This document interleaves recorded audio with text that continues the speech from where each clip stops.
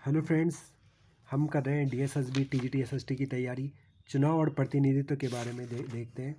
इससे पहले वीडियो में मैं यहाँ तक करा चुका हूँ। तो अब देखते हैं सर्वाधिक वोट से जीत प्रणाली।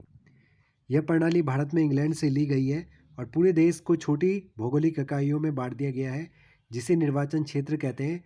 हर निर्वाचन क्षेत्र में एक प्रत्याशी विजेता होता है। इनमें सबसे अधिक वोट पाने वाला प्रत्याशी विजयी होता है। अनुपातिक प्रतिनिधित्व भारत में नहीं होता, इसके बारे में देख लेते हैं। प्रत्येक पार्टी चुनाव में सबसे पहले अपने उम्मीदवारों की प्राथमिक सूची जारी करती है। प्राथमिक सूची से उतने उम्मीदवारों का चयन करती है जितनी सीटों को कोटा उसे मिलता है। चुनाव की इस प्रणाली को अनुपातिक प्रतिनिधित्व प्रणाली कहते हैं। इस प्रणाली में मतदाता को जितना प्रतिशत मिला है अनुपात में उससे सीटें मिली है। इस प्रणाली में मतदाता उम्मीदवार की नहीं बल्कि पार्टी को वोट देते हैं। इसके एग्जाम्पल हैं इजराइल और नीदरलैंड, अर्जेंटीना और पुर्तगाल। पूरे देश को एक निर्वाचन क्षेत्र मानता है इजराइल और नीदरलैंड, और प्रत्येक पार्टी को राष्ट्रीय चुनाव में प्राप्त मतों के अनुपात में सीटें दी जाती है, जबकि भारत में ऐसा नहीं होता। अर्जेंटीना और पुर्तगाल, जहां पूरा देश बहुसदस्यीय निर्वाचन क्षेत्र में विभाजित है। भारत में सर्वाधिक वोट जीत प्रणाली को क्यों स्वीकार किया गया है? क्योंकि यहाँ की यह प्रणाली सरल है। चुनाव के समय मतदाताओं के पास स्पष्ट विकल्प होते हैं। यह प्रणाली भारत जैसी बड़ी आबादी वाले देश के लिए उपयुक्त है। मतदाता उम्मीदवार को व्यक्तिगत रूप से जानते हैं। यह अवसर अन्य प्रणाली में उपलब्ध नहीं है।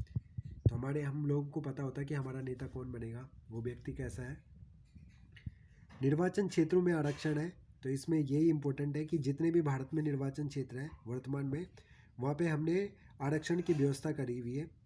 ठीक है। तो पहले जब हमारा देश आज़ाद हुआ था तो उस टाइम पे ये व्यवस्था 10 साल की थी, लेकिन अब 2030 तक इसको बढ़ा दिया गया है। और 543 लोकसभा सीटों में से 84 सीटें अनुसूचित जाति और 47 अनुसूचित जनजाति के लिए आरक्षित है। मतलब कुल मिलाकर 131 के करीबन सीटें जो हमारी लोकसभा है वहाँ पे एससी और एसटी वर्ग के लिए आरक्षित है। तो आपको ये ध्यान रखना है।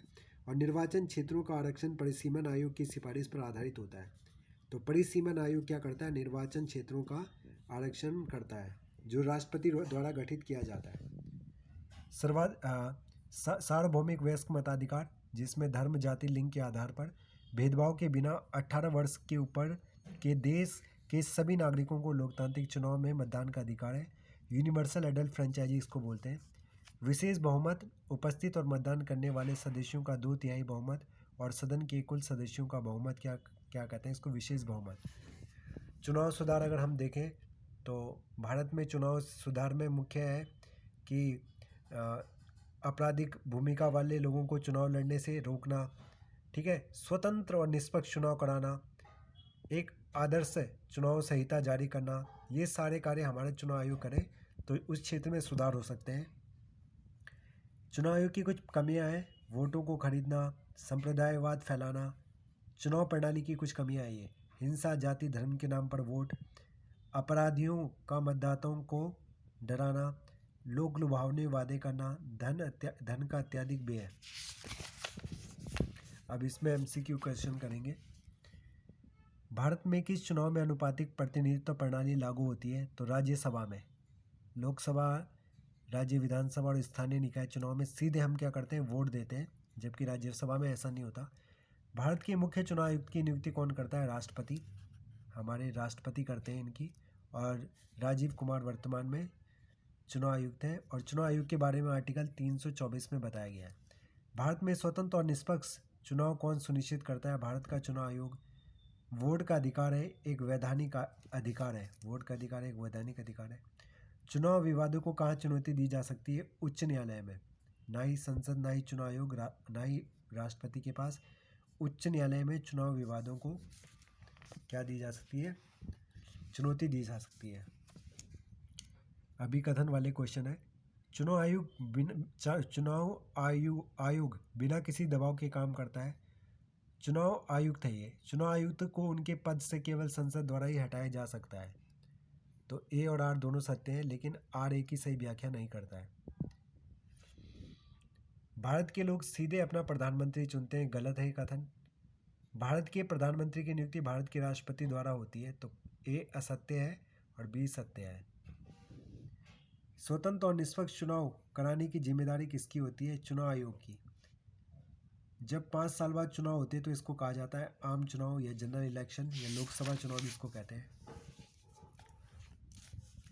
18 वर्ष से अधिक आयु का प्रत्येक व्यक्ति जब मतदान करता है तो उसे कहा जाता है सार्वभौमिक वयस्क मताधिकार, यूनिवर्सल एडल्ट फ्रेंचाइजी। लोकसभा या राज्य विधानसभा चुनाव लड़ने के लिए न्यूनतम आयु है 25 साल। भारत का चुनाव आयोग की स्थापना संविधान में अनुच्छेद 324(1) से की गई है। चुनाव आयोग की स्थापना। भारत में प्रत्यक्ष लोकतंत्र का उदाहरण है ग्राम सभा, विधानसभा, संसद और नगर निगम। ये अप्रत्यक्ष लोकतंत्र है, जबकि ग्राम सभा के जो वयस्क व्यक्ति होते हैं वो उसकी मीटिंग में भाग लेते हैं। किस देश में अनुपातिक प्रतिनिधित्व प्रणाली है? अमेरिका, इंग्लैंड, भारत, नहीं, इजराइल में।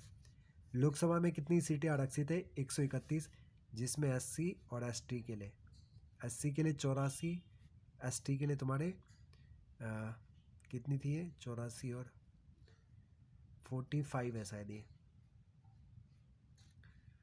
यहाँ पे 48 है शायद। देखते हैं एक बार यहाँ पे।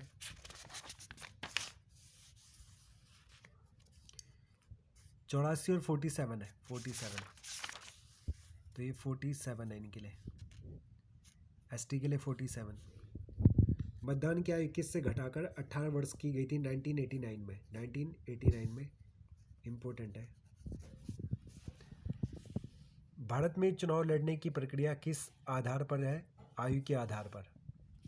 आयु के आधार पर। प्रत्यक्ष लोकतंत्र से आप क्या समझते हैं? लोग दिन प्रतिदिन के मामलों में भाग लेते हैं। भारत में प्रत्यक्ष लोकतंत्र के उदाहरण है ग्राम सभा। हमने किस देश से फर्स्ट पास पोस्ट सिस्टम को अपनाया? इंग्लैंड से। जिसके ज़्यादा वोट वही विजेता। किस प्राचीन शहर में हम प्रत्यक्ष लोकतंत्र का उदाहरण देखते हैं? ग्रीस में। ग्रीस इसका सही आंसर है।